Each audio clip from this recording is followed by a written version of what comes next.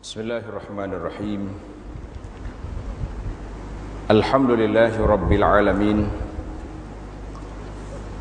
Wassalatu wassalamu ala rasulihil amin, nabiyyina Muhammad ibn Abdullah wa ala alihi wa sahbihi wa man sar ala nahjihi wa ihtada bihadihi wa istanna bisunnatihi ila yaumiddin. Amma ba'd.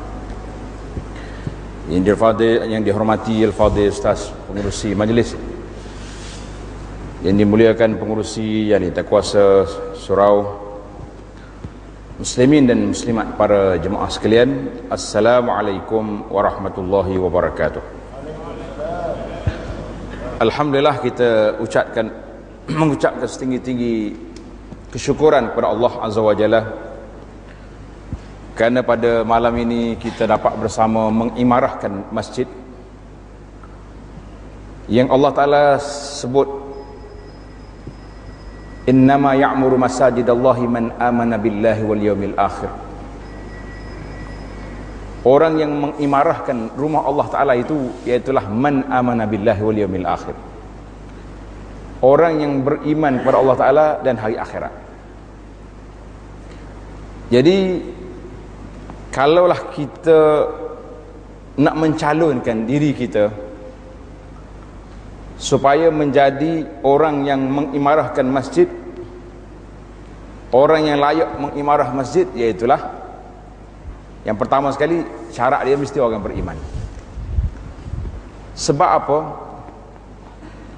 Allah Subhanahu wa taala sebut, kerana waktu dulu di awal dakwah Nabi sallallahu alaihi wasallam di Makkah, bila Quraisy tengok ajaran yang Nabi kita bawa ni berbeza, bercanggah dengan ajaran dia, dia pun tak puas hati. Dia mengungkit, dia bangkit balik. Dia kata, kita jaga masjid haram, kita duk bina masjid haram, kita beri makan kepada jemaah haji, sehingga Allah Ta'ala turun ayat Quran, aja'altum siqayatal hajj wa imaratal masjidil haram kaman amana billah. Adakah imaratul masjidil haram, membangunkan masjid haram dan beri minum pada orang haji itu sama seperti orang beriman? Jawabnya tidak sama sekali. Jadi kriteria orang yang betul-betul beriman kepada Allah Azza wa Jalla iaitulah orang yang menampakkan dirinya di masjid. Kerana tersebut dalam asar bahawa Allah Subhanahu wa taala nak tengok kita duduk di beberapa tempat. Yang pertama, dia nak tengok kita berada di rumahnya, di masjid. Kalau tuan-tuan rasa kita ni mengharapkan rahmat Allah Azza wa Jalla, maka di mana kita kena pergi? Jawabnya tak boleh tak pergi, mesti kita kena pergi ke masjid. Sebab di situ di antara tempat yang Allah nak tengok kita ada. Kemudian Allah nak tengok kita berada di mana? Di tempat orang sakit. Bila kita tahu ada sahabat kita sakit, kawan-kawan kita, keluarga kita sakit, kita benar pergi. Dalam hadis kursi, Allah Ta'ala berfirman dalam hadis kursi, ya ibadi maridtu falam ta'udni. Wahai hamba aku, maridtu maknanya hamba aku sakit. Aku sakit, Tuhan kata, falam ta'udni, mu tak bagi ziarah aku. Maksudnya, orang tanya apa dia maksud? Artinya Allah kata hamba aku sakit, mu tak pergi ziarah dia. Bermaksudnya kalau kita pergi ziarah, di sana terdapat rahmat Allah Ta'ala yang begitu banyak. Yang ketiga di antara tempat yang Tuhan nak tengok, iaitulah di tempat adanya kematian. Bila ada orang mati, kita kena pergi. Jangan duk tunggu orang mari panggil, saya tak pergilah, orang tak jemput solat jenazah. Tak. Kalau jenazah itu dalam keluarga kita, dalam qaryah kita, itu termasuk di bawah hadis hakul muslim alal muslim sittah. Hak seorang muslim ke atas seorang muslim yang lain itu ada 6. Ada setengah riwayat kata 5. Di antaranya bila dia sakit kita kena pergi, bila dia mati kita kena pergi solat jenazah dia, dan yang terbaiknya hantar dia sampai ke kubur. Ini di antara tempat yang Allah SWT nak tengok kita ada. Jadi bila kita ambil tentang masjid, tuan-tuan dan para jemaah sekalian, terdapat banyak sekali hadis-hadis yang menyebut tentang kelebihan masjid. Kan Nabi kita sebut isbaghul wudu alal makarih wa kasratul khuta ilal masajid, ambil wudu ketika kita susah. Sama ada susah ni, nak kata banyak jenis lah ulama kata susah. Ada kata susah tak ada air, payah air, kena pergi cari air. Ada kata susah tu waktu sejuk. Waktu sejuk mesti subuh, dia punya alat pemanah rusak, macam mana nak kata? Kita duduk Malaysia ni tak terasa sangat tuan-tuan, tapi kalau duduk di negara-negara yang memang mempunyai musim sejuk dengan musim panas, berbeza.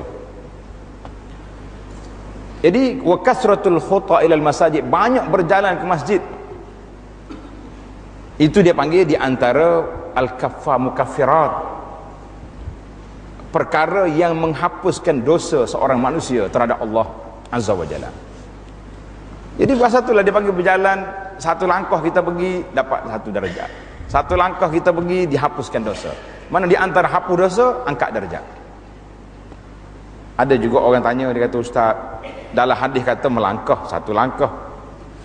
Sekarang ni orang tak melangkah, dia orang naik kereta. Sedap juga soalan dia pun tak. Baik kita jawab soalan-soalan gini. Kita kata langkah itu satu simbolik, menunjukkan orang itu berjalan. Tak kira lah naik basikal ke, naik kereta ke, naik motosikal. Yang pentingnya jarak nak pergi tu. Maknanya kedudukan kita dengan masjid sangat besar. Cuma hari ini kenapa jadi tak besar? Itu pun kita tak tahu nak kata. AJK masjid pecah kepala dah mikir macam mana nak suruh ramaikan, nak ramaikan masyarakat. Sebab insya-Allah lah masjid kita ni ramai orang. Ada setengah tempat bila kita tanya imam dia, berapa peratus khususnya solat subuh, berapa peratus ada jemaah datang? Ada yang tak sampai 1%. 1% tak sampai. Masjid besar ni berat juga bagi kita dah. Maknanya kalau warga taman kita ada 500 rumah, 500 rumah, tapi yang solat subuh tak sampai 5 orang, tak sampai 1%. Tapi wujud berlaku sedemikian, kenapa? Maka di sinilah kempen perlu kita kena buat. Macam-macam dah masjid buatnya, iaitulah kempen kesedaran masyarakat supaya dia tahu dalam satu hadis, tapi hadis ni kata di ulama hadis lemah, dhaif. Idza ra'aitumur rajula ya'tadul masajid fashhadu lahu bil iman.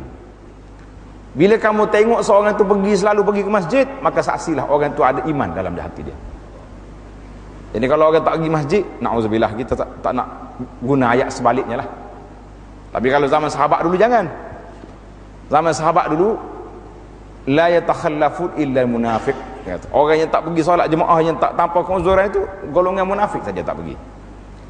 Pasal itulah Imam Al-Ghazali rahimahullah ta'ala yang meninggal pada tahun 505 ketika membincangkan tentang kedudukan orang yang fasik, Imam Al-Ghazali kata berbeza dah takrif definisi orang tu fasik zaman dulu dengan zaman dia tahun 505 berbeza dah. Kalau zaman kita ini nak sangat jauh lah berbeza. Jadi kita nak letak parameter ukuran tu payah. Dalam hadis Nabi kita sallallahu alaihi wasallam sebut, siapa dia ambil wuduk dengan sempurna, kemudian dia pergi ke masjid. Bila pergi ke masjid, siapa awal lagi kita masuk dalam masjid, jangan siapa awal kita jadi jaga masjid. Atau ada tak jadi juga kita. Perangai jadi jaga ni Masya Allah tabarakallah. Siapa ke Mekah bawa? Anak tengok daripada zaman saya duduk belajar dulu sampai ke musim haji ni pun kita tengok ramai juga masyarakat kita ni, tak sekira orang lain tu nak masuk dalam masjid itu penuh di dataran masjid. Rasa tak tuan-tuan pergi haji dah, pergi umrah penuh. Kadang-kadang kita cumik juga masuk dah lah pakcik. Tak suruh jadi jaga sini, Raja Saudi latih dah jagalah. Tak masuk. Dia kata kalau masuk dah lah payah nak keluar, macam-macam alasan. Dia kata, kalau tak mau masuk dia carilah alasan dia. Dia punya hujah-hujah yang diajar oleh Tok Syekh. Syekh apa tu? Syekh Tan nama dia. Hujah dia tu bijak. Nak masuk tu sukar. Jadi bila Nabi kata siapa dia pergi ke awal masjid, contohnya maghrib pukul 7.30, kita sampai awal lagi pukul 7 sampai dah. Kita masuk dalam masjid. Salat sunat tahiyatul masjid.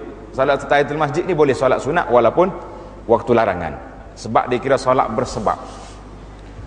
Tuan duduk dalam masjid, duduk baca zikir petang, nak tunggu maghrib. Mari maghrib kita salat maghrib. Lepas maghrib dengar ceramah. Lepas dengar ceramah sampai ke Isya. Isya pula lewat pukul 9. Ada ustaz raja sampai 9.30 lagi nyugi. Berapa jam kita boleh tunggu tadi? 2 jam setengah. Nabi kata di antara waktu menunggu, waktu solat tu solat, waktu intizarus solat, daripada maghrib, belum maghrib tunggu maghrib, lepas tunggu maghrib nak tunggu Isya. Nabi dah sebut dalam hadis, intizarus salati salatun, menunggu solat itu dikira bersolat. Tuan-tuan sekarang ni dikira bersolat tengah duduk semaya ni. Walaupun kita duduk menyandar di dinding sambil-sambil duduk gosok betis dengan ceramah, tapi nak tunggu semaya Isya kan tidak? Nak tunggu? Maka itu pahala dia solat.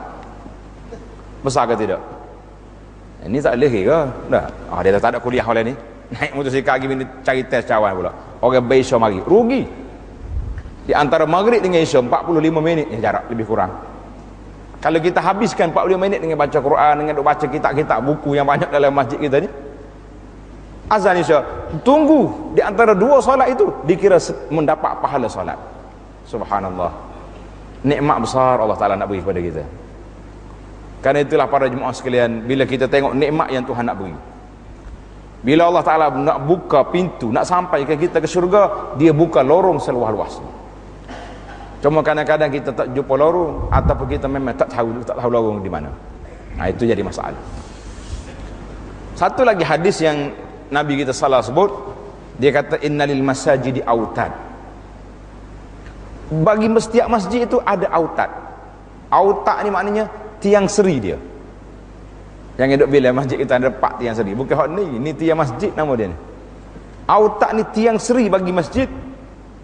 Iaitulah orang yang memang duduk dalam masjid sentiasa. Ada azan, ada dia. Itu maksudnya. Yatafaqqaduhumul malaikah. Kalau dia tak ada, contohnya hari ni tak mari masjid, malaikat lepas solat berjujuk pergi rumah dia, pergi cari kenapa tak mari. Fa in marda fa'udu. Kalau dia sakit, dia orang pergi ziarah, malaikat cari kita. Subhanallah. Tuan-tuan nak ada malaikat cari? Ada setengah orang kata malaikat mari rumah takut. Dia ingat malaikat ni macam hatu. Yang main malaikat maut seorang tak ni malaikat rahmat cari kita. Jadi kalau dia sakit, malaikat pergi ziarah. Kalau dia tahu mati, innalillahi wa inna ilaihi raji'un, tak mari masjid ni keadaan dia mati, malaikat tu pergi mengiringi jenazah. Ini dia panggil satu benda. Semalam kemarin itu kita forum di Putrajaya. Jadi tajuk dia ni kebetulannya keluar cerita tanah kubur. Minat lah kau tengok tanah kubur kan tak? Tanah kubur ni di antara benda peliknya, mana kalau orang buat dosa kat, kena tunjuk seladu atas dunia ni dengan banyak busuknya, dengan ular mari. Berapa lagi hak biasa jadi? No, mati berdarah kau tunjuk. Jadi saya kata ini satu perbuatan yang menyalahi syariat Islam ini. Allah Ta'ala rahmat kepada umat ini, dia tidak dedahkan keburukan kita atas dunia, kecuali kita sendiri yang tunjuk perangai. Tak ada. Ya, Nabi kita marah kan, kullu ummati mu'afa illal mujahirin. Nabi kata semua umat aku dalam keadaan baik kecuali orang yang menzahirkan dia punya keburukan. Jadi kita sendiri hari ni suka sangat nak menzahirkan keburukan kita. Suka kita suka? Buat benda sikit Facebook lalu, itu menzahirkan keburukan. Kadang-kadang ambil gambar ada Nak tunjuk dia tu baik dengan anak beranak, bawa isteri, bawa keluarga pergi makan restoran ke apa dia. Jadi isteri pula tak tutup aurat molek, kita ambil gambar post tunjuk pada orang, apa nak kata, satu dunia orang tengok. Pasal itulah di antara tanda-tanda besarnya, bahayanya fitnah di akhir zaman ini, sekali orang buat sampai ke pelosok dunia.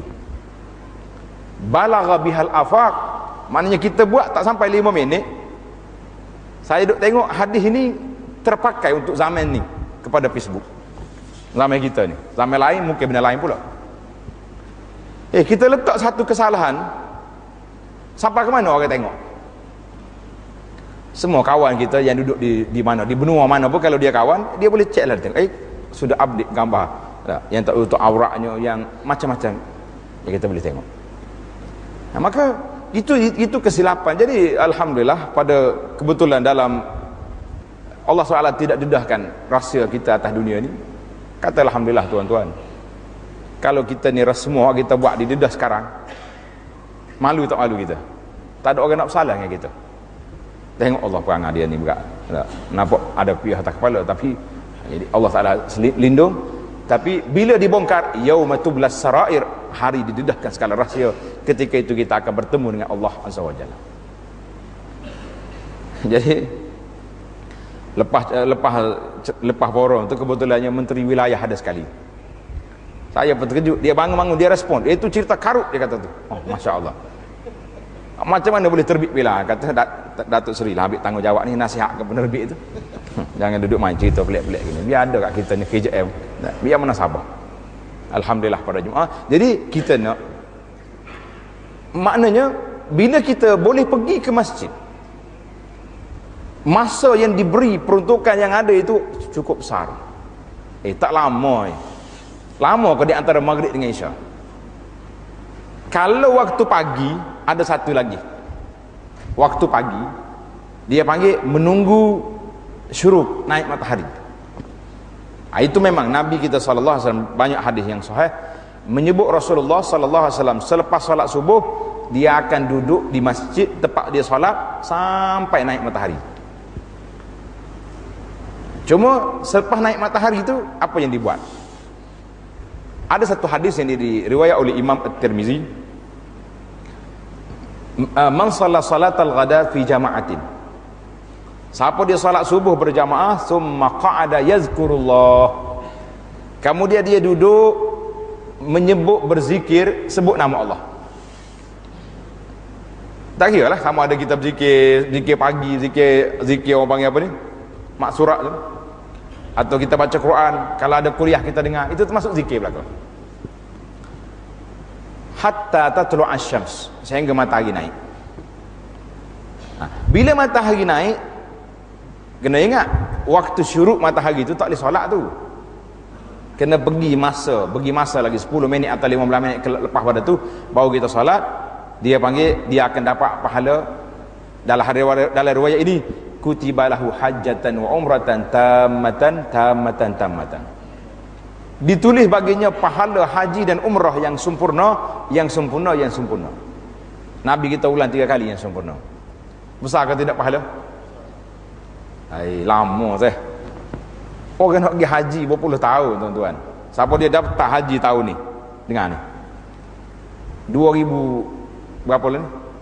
16. Dalam senarai tabung haji dia akan boleh pergi tahun 2103. Jadi kalau siapa ada anak kecil-kecil baru lahir tu, ambil duit 1,300 pergi daftar selalu. Sedang molek anak kita umur 80 dapat kota haji. 80.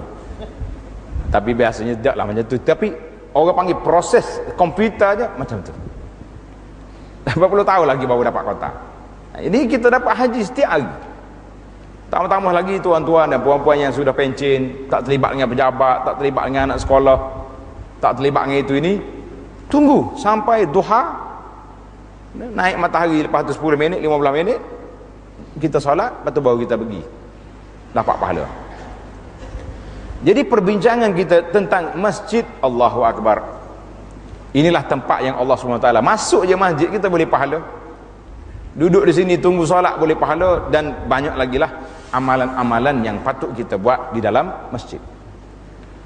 Maknanya kalau imarah masjid, itu maksudnya mengimarahkan masjid itu bukan setakat buat binaan. Kalau binaan itu dipanggil tasyidul masajid, itu tanda kiamat nama dia. Di antara tanda-tanda kiamat nanti, dia kata orang pakat berlomba-lomba membina bangunan masjid. Kita ni tak apa tanda kiamat lagi ni, tak comel biasa-biasa baru dah. Ya, orang lain comel lagi, meremah sampai ke atas. Tapi penuh kata tidak orang solat dalam masjid. Duduk situ kita.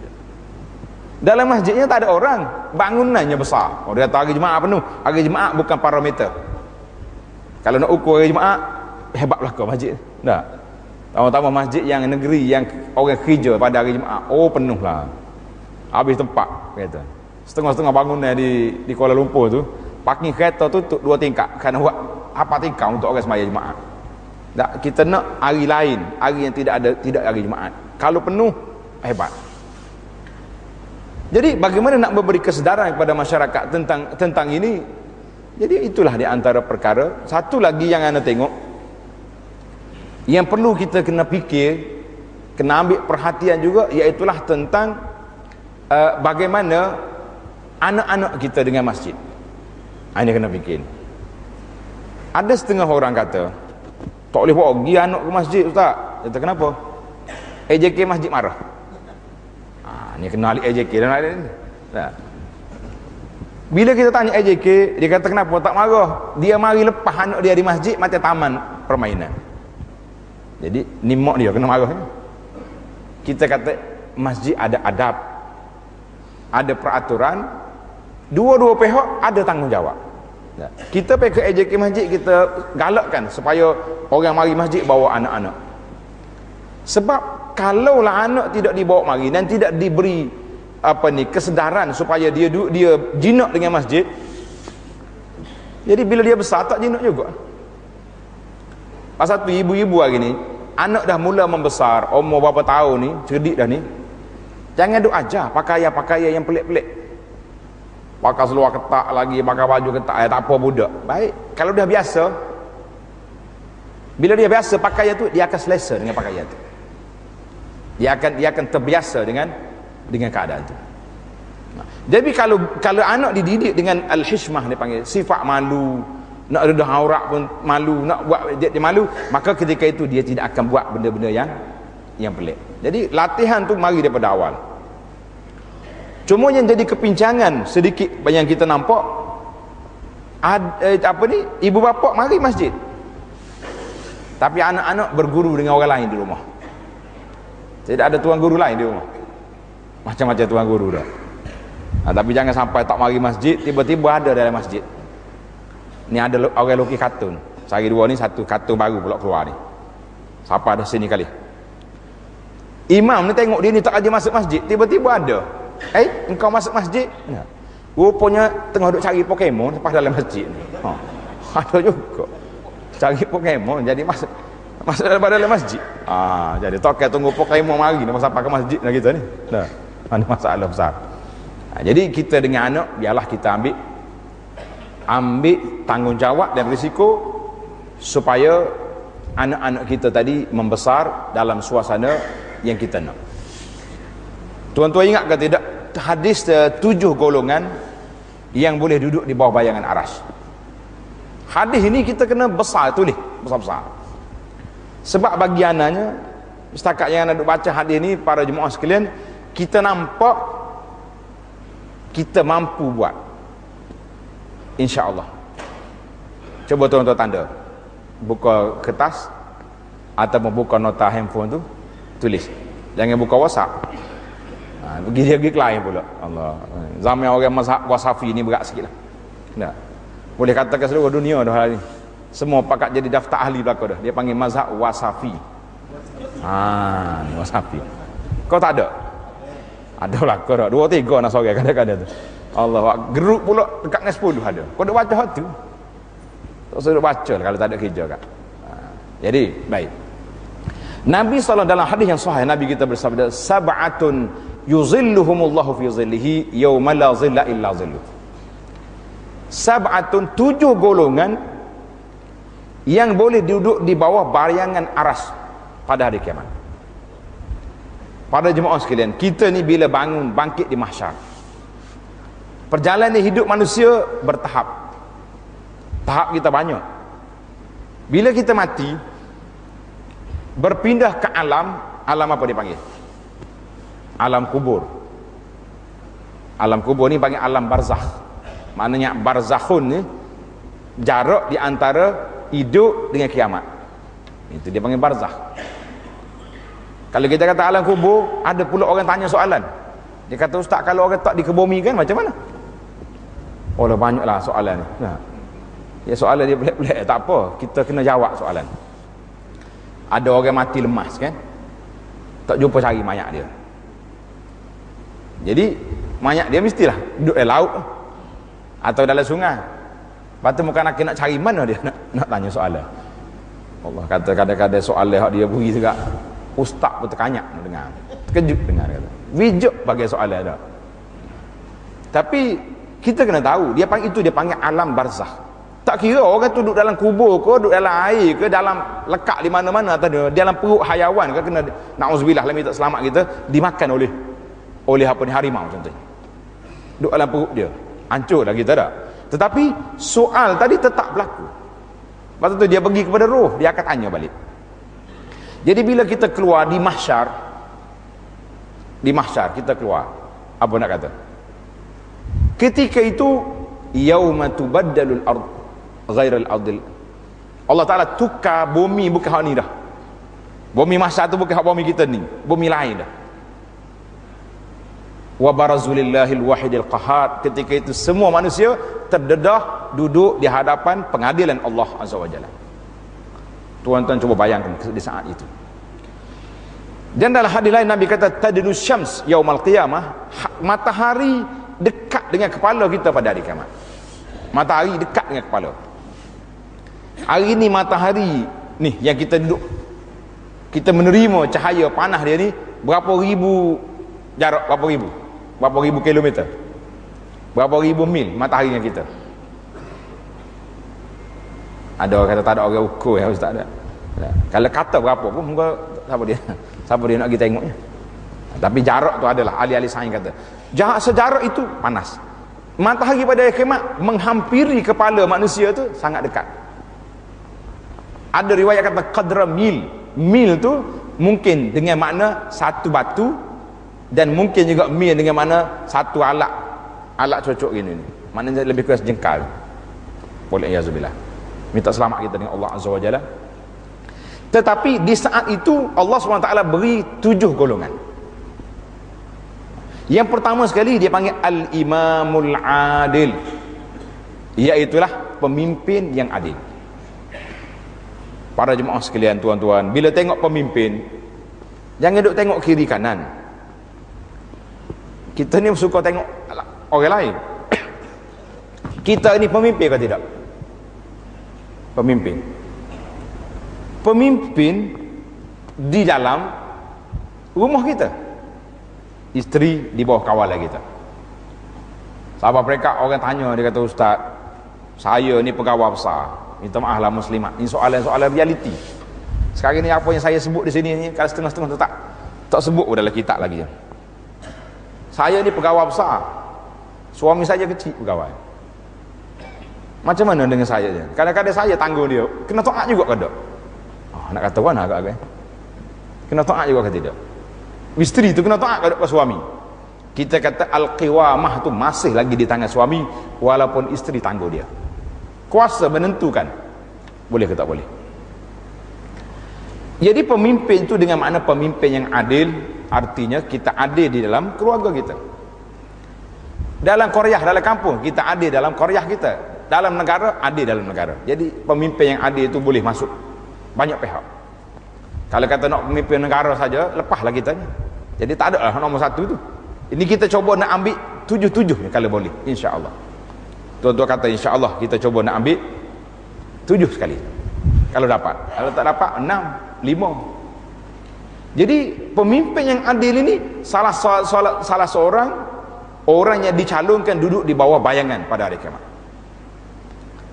Yang kedua, warajulun nasya'a fi ibadatillah, iaitu syabun nasya'a fi ibadatillah. Yang kedua, anak-anak muda yang membesar dalam beribadat kepada Allah Azza wa Jalla. Kita habis muda ni terlepas dah. Terlepas dah. Tapi waktu muda dulu beribadat ke tidak? Beribadat.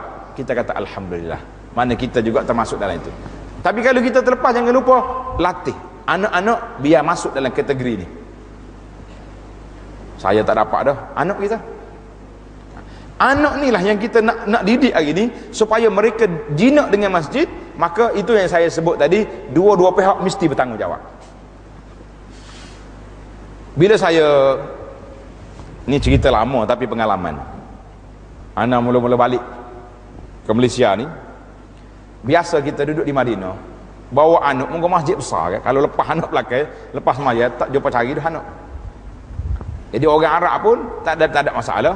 Anak kita yang sudah memayis ni, umur 7 tahun 8 tahun ni, kita tak sebelah seorang sebelah kanan, seorang sebelah kiri, duduk di masjid. Tak ada mana Arab mari lari, budak duduk belakang, tak ada. Jadi anak pun pergi masjid hari Jumaat, masuk dalam masjid, kita punya macam biasa, macam masjid Madinah juga duduk anak. Tiba-tiba imam belum duduk atas mimbar, dia baru nampak kita, ohnya mengepek atas mimbar. Dia kata, tuannya bawa anak-anak masuk dalam masjid, saya dah keluar. Sudah. Yang ada anak dalam masjid, duduk ulang dia. Kita pun duduk tengok, tak ada orang lain ni, saya yang kena. Kata lagu anak nak buat ni, tak nak bangun kan, takut tak boleh baca ketubah dia, duduk bergelora, duduk marah tak. Akhir sekali paksalah kita menebarkan muka, tarik anak ni keluar daripada dewan masjid ni, duduk belakang. Jadi duduk memikir anak seorang, apa silapnya budak ni. Lainlah kalau anak kita duduk bergurau, duduk main, ni senyap, tak ada masalah. Masing-masing duduk pergi Quran, baca surah Al-Kahfi. Budak kecil baca surah, jadi tak ada kesalahan apa-apa. Tiba-tiba kena halau keluar. Anak tak apalah, masjid-masjid dia kita tak boleh kacau, sabar. Dia lepas pada tu kita buka balik kitab-kitab fiqh mazhab Syafi'i yang kita di Malaysia ni, mazhab Syafi'i.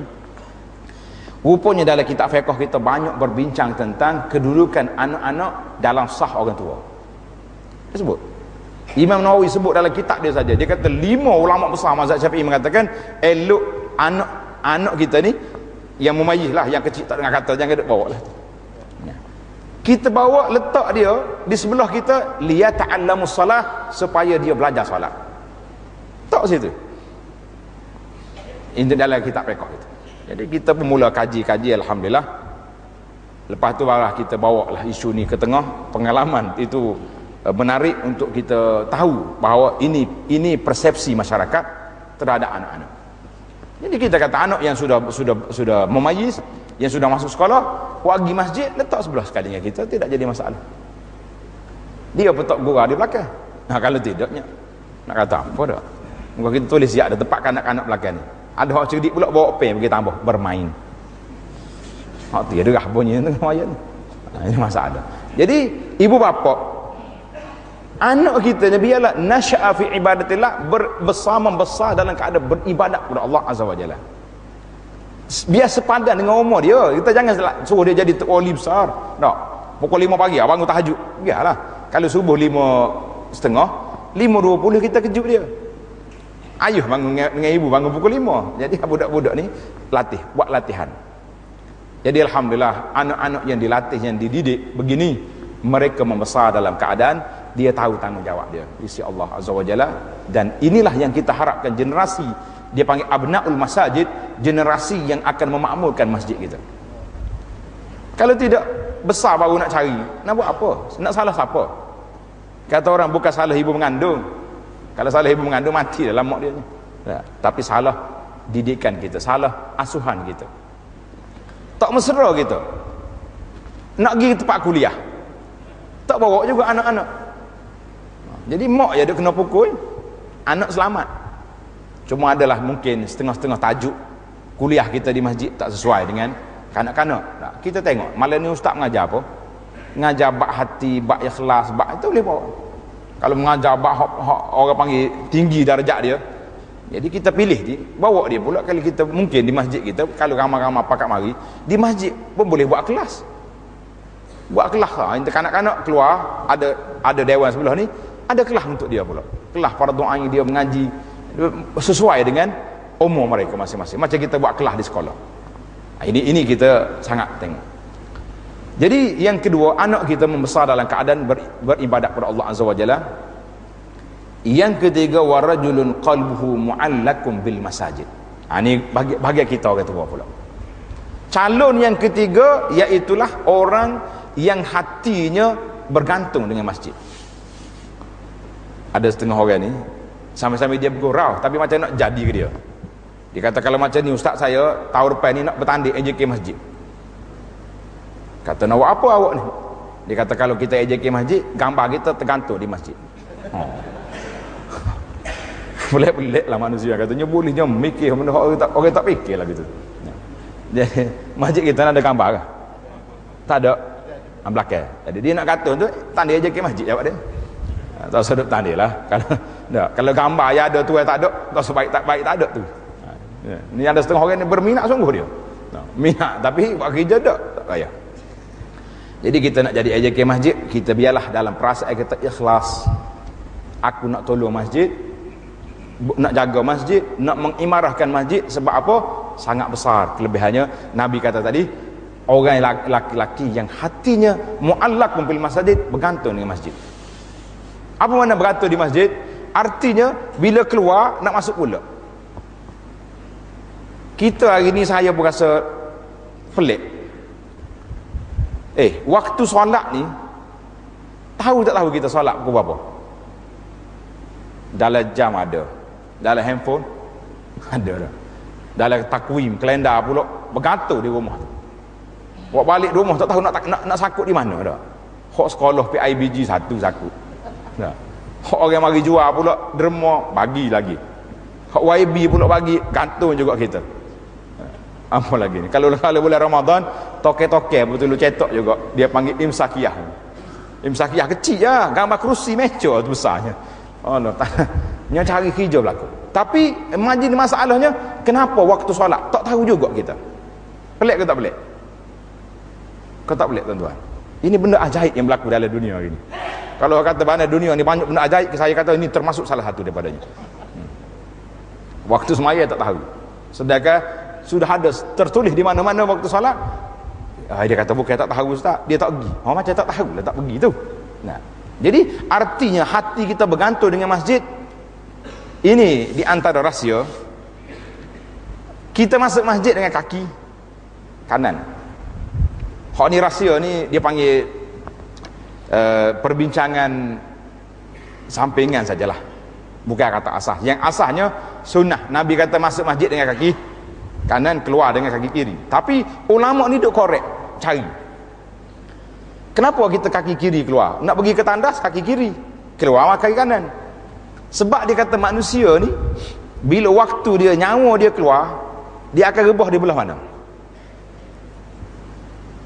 Di belah mana dulu kita akan pergi? Jawabnya sebelah kanan. Nah, jadi kalaulah kita nak rebah contohnya, di saat kita nak keluar masjid, maknanya kalau nak keluar tu rebah, dia akan masuk dalam masjid balik. Siapa begitu dia punya perbincangan detailnya para ulama nak mencari rahsia kanan kiri. Panjang lagi lalu kita buka rahsia. Jadi hati terikat dengan masjid bermakna orang ini keluar nak masuk pula masjid. Tadi saya dah sebut di awal tadi betapa besarnya, pentingnya, kepentingannya kita duduk di masjid, jangan duduk keluar. Sebab dia ada apa tadi? Kelebihan menunggu solat itu dikira berpahala solat. Malaikat berdoa, Allahumma ghfir lahu, Allahumma arhamhu. Ni kita sekarang ni, malaikat duk doa kita. Allahumma ghfir lahu, Allahumma arhamhu.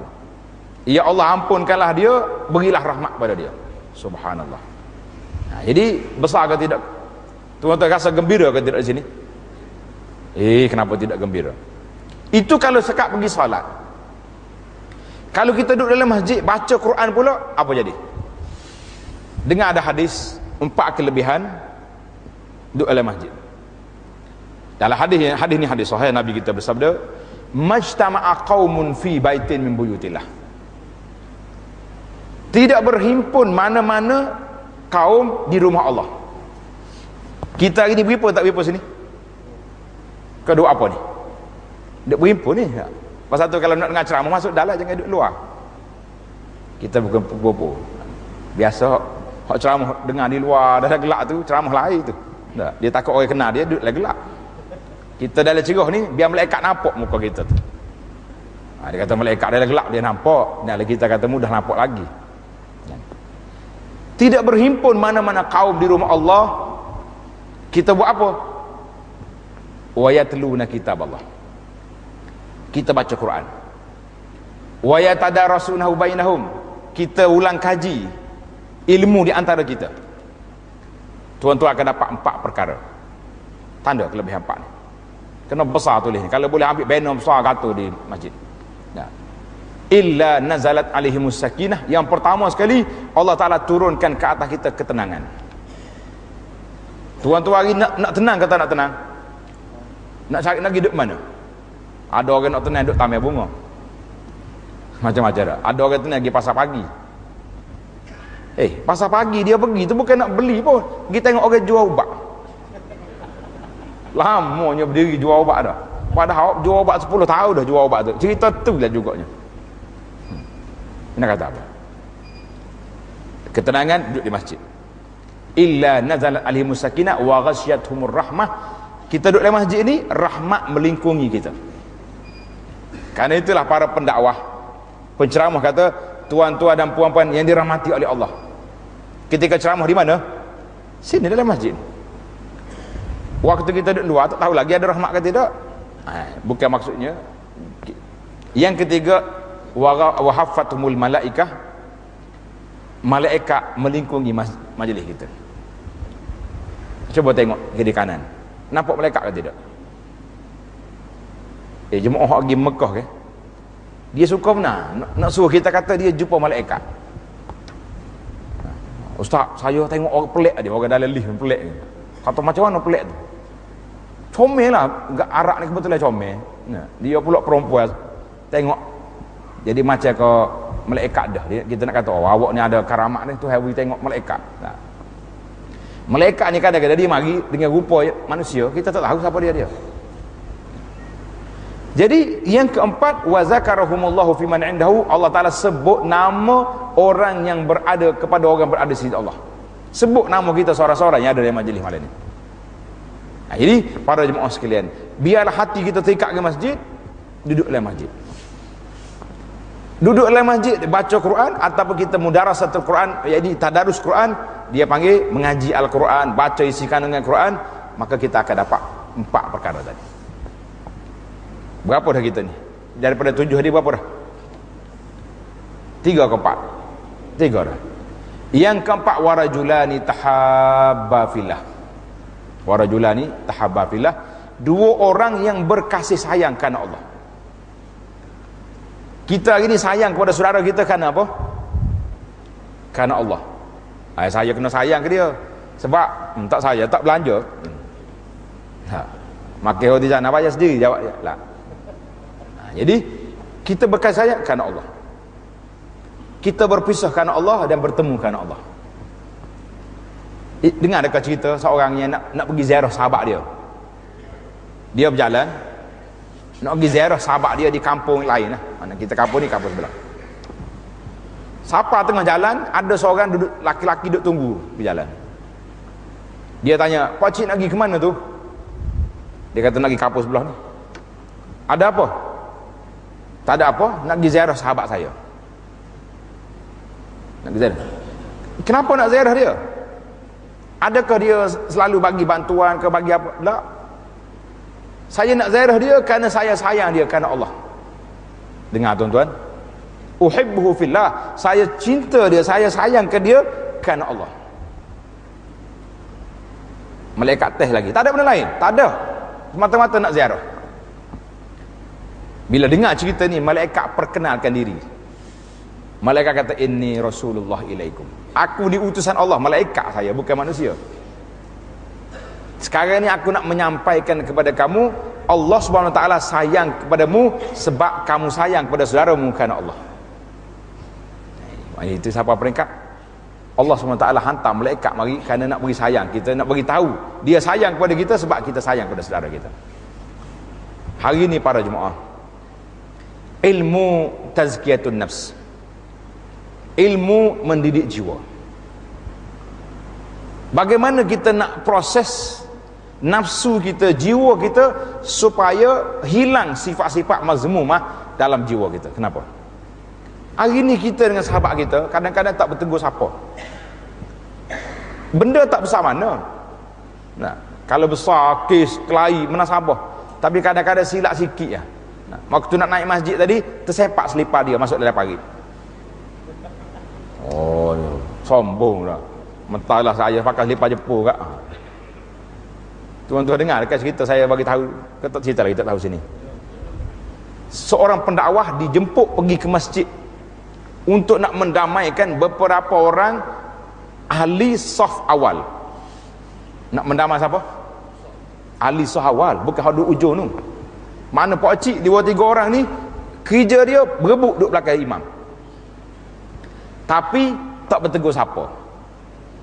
Subhanallah. Tengok dia punya talbis iblis, permainan syaitan berat. Puncanya masing-masing mendakwa dia lebih berhak duduk belakang imam daripada orang ni. Orang ni kata saya 20 tahun duduk sini ni. Dia jawab yang kedua, saya pandai sikit baca Fatihah, kalau imam batas saya dah naik. Yang ketiga kata saya pandai lagi. Akhir kali tak tegur siapa. Ini cerita betul ni. Pendakwah ni pergi, terpaksa imam panggil nak mendamaikan 3 orang ni. Kesian kepada dia, walaupun duduk sah awal, semua solat belakang imam, tapi ibadat dia, laporan rekod dia tidak diangkat kepada Rabbil Alamin. Sebab apa? Kan ada ke dalam hadis Nabi kita kata diangkatnya amalan kita ni pada hari Isnin dan hari Khamis. Hari Isnin, hari Khamis diangkat amalan, kecuali orang yang berkelahi. Illa man kana bainahu wa baina akhihi syahna, orang yang ada di antara saudara dia bermusuhan, maka Allah SWT perintah malaikat, dia kata anziru hazaini hatta yastaliha, tangguh dulu, nak angkat laporan 2 orang ni sehingga mereka berdamai. Tuan-tuan ingat, kita jangan guna falsafah ikut nafsu tak tu kalu kan. Saya kesalahan awak buat ni saya ingat sampai mati. Kenapa yang orang buat salah kita nak ingat? Kita ingat kebaikan orang tu sampai mati, itu baru betul. Kebaikan yang awak buat ni sampai mati saya ingat, itu betul. Tapi kalau kesalahan orang, kita kata tak ada lah, saya cancel terus, tak ada apa-apa, saya maaf, kita mati tak bertemu, tidak berbicara di hadapan Allah Azza wa Jalla. Ini ada orang ni, tak apa, kita cara depan Tuhan, dia ingat ke depan Tuhan macam mahkamah kapur dia ya. Ada peguam, ada apa dah. Jadi berkasih sayang kerana Allah SWT. Tengok dia punya kelebihan yang begitu sedap. Dalam hadis Allah Ta'ala berfirman, ainal mutahabbuna, pada hari kiamat esok Tuhan panggil, di mana ke orang yang berkasih sayang kerana aku di atas dunia tu. Al-yawma uzilhum fi zilli, pada hari ini aku beri mereka duduk di bawah bayangan. La ilaha illallah. Nak kata nak kita. Jadi setakat 1, 2, 3, 4 ni masih lagi boleh buat. Cuma yang orang muda tadi tak tahulah, ada setengah boleh, setengah tak boleh dah. Engkau dah lepas dah kan. Yang kelima, jadi seorang yang digoda oleh orang perempuan, samalah orang perempuan digoda oleh orang lelaki, dia kata inni akhafullah, saya tak mau buat benda maksiat ni kerana saya takut pada Allah Azza wa Jalla. Kita pagi ni kalau ada orang duduk mari dalam geruk-geruk, banyak duduk ngorak dalam geruk ya sekarang ni. Mengorak kat sini orang panggil. Mengorak ni? Mengorak juga. Mengorak dalam geruk. Laki-laki perempuan. Duk buah sampai ke tengah malam. Buat apa?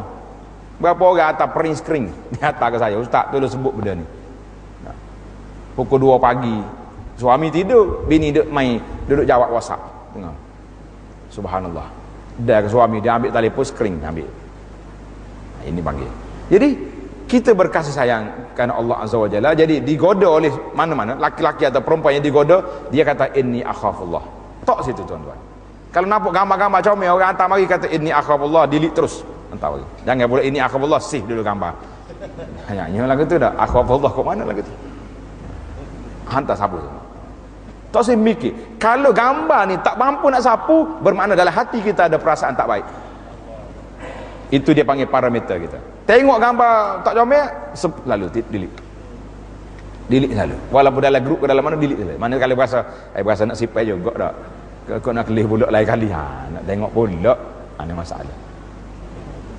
Ini proses tarbiyatun nafsi, mendidik jiwa. Jadi kalau kita boleh buat ni, orang duduk di bawah. Sebab apa Nabi Allah Yusuf alaihissalam dirakam cerita dia dalam Quran? Kenapa tuan-tuan? Nabi Yusuf alaihissalam, sebab Yusuf muda, segak orangnya. Imra'atul Aziz tahulah bini pembesar ni mestilah comel orangnya. Orang Kelantan kata jangok orang dia. Boleh payah kau jangok. Comel lah jangok tu. Tak ada orang dalam istana. Apa ni, wa aghlaqat abwab, tutup dah pintu. Mana make up cukup lengkap, tak ada masalah apa-apa, tapi Yusuf lari.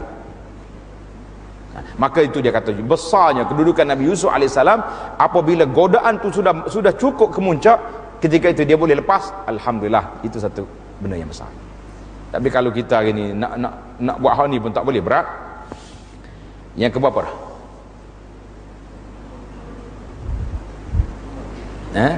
Yang keenam, main tak tulis, tak ingat dah. Itu tak belum balik rumah lagi tu. Dia di sini pun tak ingat dah. Ini dia panggil masalah kita ni, mudah lupa. Mudah lupa hak mengaji ya. Kalau orang buat salah kita sampai mati. Ini benda tak sepatut dia ingat. Benda yang sepatut ingat terlupa. Itu masalah. Kita tak tahulah. Saya pun tak bawa kismis minda malam ni nak kempen pun. Tak payah tak sedap kempen lah, nak baca benda-benda. Jadi yang keenam, orang yang sedekah dengan tangan kanan dia, tangan kiri tak tahu. Maknanya sedekah cara rahsia. Kita nak sedekah cara rahsia mudah ke payah? Sangat mudah, kan? Masjid kita ni Al-Kausar nak besar masjid. Nombor akaun ada dah tu. Malam-malam buka komputer kau buka kita punya, tengok Masya Allah, gaji baru masuk 200 lalu lepas ni. Tak ada siapa tahu. Kalau mari masjid, orang tahu juga, nampak masuk tu. Tambah-tambah masjid ada CCTV pula, banyak dia terbubuh. Tapi kalau kita account, kita seorang yang tahu. Tuan-tuan muslimin dan juga muslimat, sedekahus sir, sedekah cara rahsia ni sangat besar pahala dia. Sebab orang yang boleh sedekah cara rahsia, orang itu betul-betul ikhlas. Siapa dia? Kita tak ada orang tahu bagi. Kita bagi sedekah. Ada orang yang macam-macam di atas dunia ni, kita tengok. Ada orang dia nak bagi derma. Dia tengok pondok saya kena banjir gitu, saya nak pergi derma ni. Banyak juga ni. Boleh tak kalau kita deal dengan sinar harian? Allah kata tak payah sinar. Masuk Facebook saya boleh dah kata. Tak ada lagi. Nak sinar juga. Gitu kalau nak kata kalau sinar awak panggil sendiri tak apa. Ada setengah orang ni masya-Allah tabarakallah, dia beri sumbangan yang begitu banyak, minta nama dia pun tak nak bagi. Ustaz tulis hamba Allah je dia tu. Hamba Allah. Bukannya 2-3 ribu, banyak dia bagi. Tidak logiknya dia tak nak perkenal nama dia. Tapi itulah mukhlis di zaman kita ini. Pasal tu kita tak tahu. Dalam riwayat kata ummati kal ghais, umat aku ni macam hujan. Hujan ni kita tahu hak mana turun, hak awal turun ke hak akhir turun, hak kebaikan yang menumbuhkan tumbuh-tumbuhan. Tak. Jadi kita kata umat ini masih lagi dalam kebaikan. Kita jangan kata tak ada dah umat baik dah ni. Zaman sahabat, zaman tabi'in dulu je baik. Lama kita masih ada lagi. Sewaktu Nabi SAW duduk di Arafah, di saat nak berakhirnya waktu wukuf di Arafah, tiba-tiba Nabi kata, ya Bilal istansitin nas. Hei Bilal, suruh orang duduk berdoa ni diam sekejap. Sahabat-sahabat Nabi bila dengar suara Bilal, dia tahu. Sebab Bilal ni menteri penerangan Nabi. Manakala Bilal sebut tu, orang tahulah Nabi nak bercakap. Semua diam, angkat kepala tengok Nabi nak kata apa. Jadi Nabi beritahu, malaikat telah datang kepada aku, memaklumkan bahawa Allah Ta'ala setelah menerima kebaikan yang kamu lakukan dan telah meletakkan, menggugurkan kesalahan kamu. Subhanallah tuan-tuan.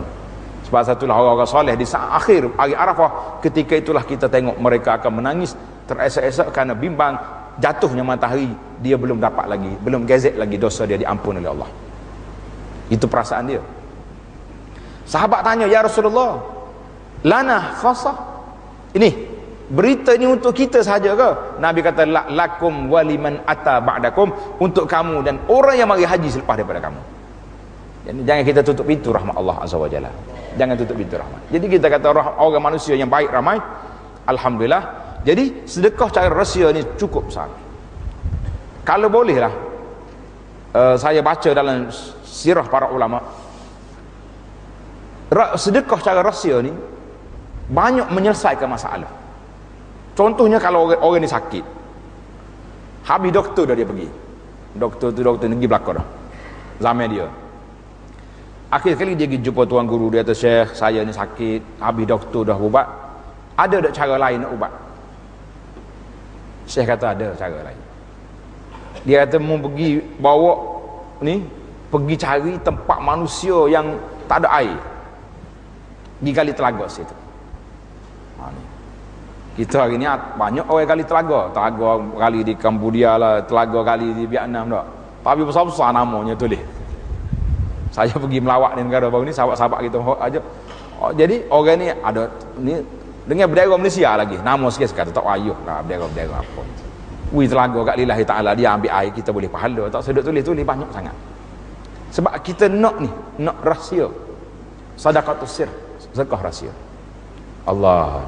Sedekah rahsia ni, sedekah kita ni pada cara apa ni dia panggil menghilangkan perasaan buruk kematian dengan cara tak baik. Itu cerita besar. Ada satu kes ke masa Nabi dah, cerita rahsia sedekah. Tapi dia ada orang tanya, dia kata, surau ni sudah dah ustaz, nak sedekah siapa pula? Sedekah ke pondok Sungai Raya boleh, tak ada masalah. Dia kata, sudah dah sini, baru nak kepis sedekah. Seorang ni, dia ni kaya, banyak hayawan dia banyak, lembu, mana unta dia banyak. Jiran dia miskin, orang panggil miskin tegar, tak ada makanan. Dia pun kesian tengok payah. Setiap hari duk hola makanan. Akhirnya dia ambil seekor lembu betina yang ada susu, dia beri kepada jiran dia. Ambil lah, mu jaga lembu ni, susu kamu minum. Jadi satu masa kemarau, tak ada air, dia terpaksa pergi cari air tengah padang pasir. Biasa padang pasir dia ada lubang, kita turun, bawah tu ada air. Tak kedai pakcik ni, dia pergi dengan anak-anak dia tak bawa tali. Bila dia turun nak pergi ambil air, tali tak ada, nak naik tak boleh, pakai lekat dalam lubang pada pasir. Anak-anak dia pula tak baik, duk kira nak ambil harta ayah ni, dia kata biarnya mati situ, lepas tu kita bagi duit, nak suruh ayah dia mati sini, cari tak jumpa ni. Jadi orang ni, pakcik ni, sehari 2 hari mulalah dia lapar lah dia. Bila dia lapar, tiba-tiba dia duduk dalam gelap dalam lubang air ni, tiba-tiba dia rasa ada orang hantar mari minuman susu. Dia minum susu. Jadi anak dia pun lama dah ayah dia tak balik, isteri ayah dia mati, selesai masalah, bagi harta. Dia kata ada lagi seekor unta hak ayah kita bagi ke jiran sebelah ni. Dia pergi minta semula dengan anak kawan tu, hantar balik unta ayah aku, mau ambil hak ni pula, dia bagi hak lain, hak tak ada susu. Jadi kata di jiran ni, dia kata, aku nak gerepok ke ayahmu, mari ambil unta dia bagi pada. Dia kata, nak repok apa? Dia mati dah. Oh, mati di mana? Dalam lubang tengah padang pasir. Dia kata gini, aku tak akan bagi unta ni kecuali kamu tunjuk di mana tempat ayahmu mati. Aku nak pergi cari dia. Kawan ni pergi tunjuk tempat dalam lubang, dia bawa dengan tali, siap alat-alat, bawa lampu, dia turun pergi cari dalam lubang tu, jumpa pakcik tu masih hidup lagi. Dia kata, apa terjadi? Apa yang awak makan? Dia kata, tak ada makan, saya kenyang, hari-hari ada susu sampai, susu mari duk minum, kecuali 2 hari ni aku lapar, tak ada susu. Oh, dia kata patut pun 2 hari ni anak mengamuk, mari ambil balik unta kamu, jadi susu dia tu tak hafal. Ini dia panggil apa ni, sedekah yang kita buat ni taqi masari su, menghilangkan, menyelamatkan kita daripada mati dalam keadaan tidak baik. Tak mati kocik tu, subhanallah, susu dia bagi. Apa cara mana Tuhan nak bagi? Allah SWT yang maha berkuasa. Jadi kita sedekahlah senyap-senyap, cari rahsia. Yang terakhir sekali, iaitulah orang yang boleh duduk berzikir pada Allah SWT, zakarallaha khalian, berzikir secara sembunyi. Yang duduk berzikir ramai-ramai, senyap-senyap, bangun tengah malam kita berzikir, bangun bermunajat, bangun bertahajud, kita berzikir, fafadat ainahu, mengalir air mata dia. Boleh tak boleh kita menangis sendiri? Hak menangis zikir munajat, hak kita panggil imam-imam suara sedap tu, itu lain, darjat lain tu. Darjatnya hak Nabi kita nak 7 golongan ini, iaitulah orang yang zakarallaha khalian, dia berzikir, dia sebut nama Allah Ta'ala seorang-seorang dia, fafadat ainahu, mengalir air mata. Jadi tuan-tuan, 7 senarai tadi, agak-agaknya berapa kita boleh buat? Cuba saya mau balik. 5 dari 7, 6 dari 7. Tuan-tuan sendirilah yang buat keputusan nak berapa. Kalau saya nak semua 7 tu. Mungkin kita muda lagi, boleh lagi. Jadi tuan-tuan pilih sendirilah bagaimana keadaan yang kita nak buat. Alhamdulillah. Jadi kaitan cerita kita ni dengan imaratul masjid sangat rapat. Duduk situ belakang tu, puncanya mari di masjid. Jadi imarahnya masjid, masyarakat kita insya-Allah aman. Jadi kalau kita nak aman, marilah di sini. Walau anna ahlal qura amanu wattaqau la fatahna alaihim barakatin minas sama'i wal ard. Kalau penduduk negeri, bagi kita ni penduduk kampung, kita bertakwa, Allah Taala akan turun berkat sini. Tak ada orang mencuri pun tak masuk, orang perampok pun tak masuk, orang nak mari kacau pun tak masuk, merepik-repik pun tak ada. Ya. Tapi kalau ada masalah tu bukan salah orang, salah kita juga, sebab kita tidak ada ketakwaan kepada Allah Azza wa Jalla.